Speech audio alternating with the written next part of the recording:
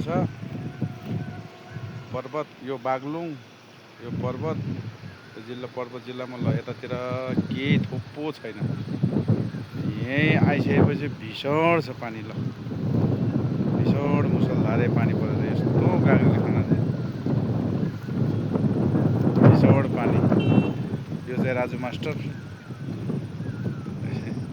यतातिर फेरि आनन्द छ, ल केही छैन यहाँ, पानीको तन्दो कन्दो छैन।